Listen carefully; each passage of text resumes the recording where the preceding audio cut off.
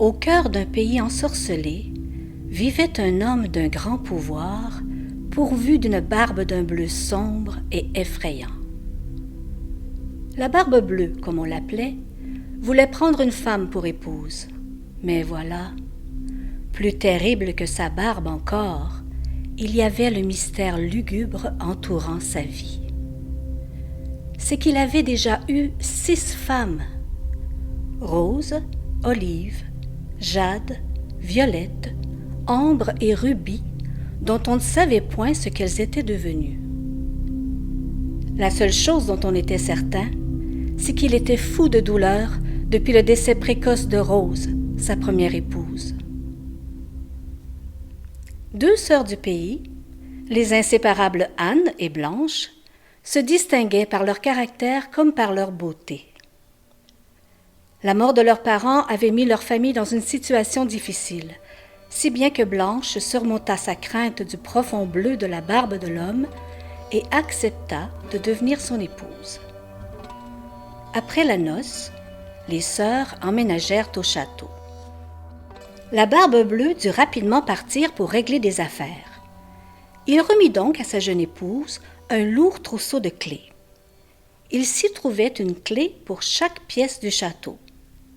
La barbe bleue invita Blanche à découvrir l'ensemble de sa nouvelle demeure, sauf le cabinet dont la porte sculptée d'or donnait sur son salon privé. Cette pièce-là était interdite. La barbe bleue avertit son épouse que si elle devait lui désobéir, sa rage serait telle qu'elle regretterait son geste jusque dans la tombe. Alors que l'absence de son mari se prolongeait, Blanche trouva l'ennui et sa curiosité naturelle prit le dessus. Elle explora son logis et y découvrit nombre de pièces inquiétantes, dont un laboratoire sinistre et un corridor au portrait menaçant. Curieuse encore, elle se faufila dans le salon privé de la barbe bleue et elle atteint la porte sculptée d'or du cabinet interdit.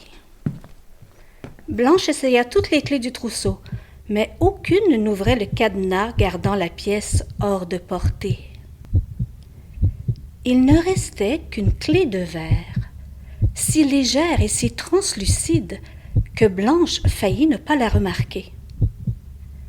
Elle l'introduisit dans la serrure et la porte s'ouvrit sur une pièce sombre. Tout d'abord, Blanche n'y vit rien, puis peu à peu, ses yeux s'habituèrent à l'obscurité.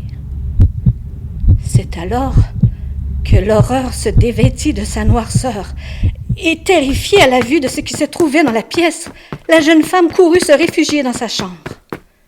Dans ses mains tremblantes, la clé du cabinet auparavant translucide avait pris la couleur du sang.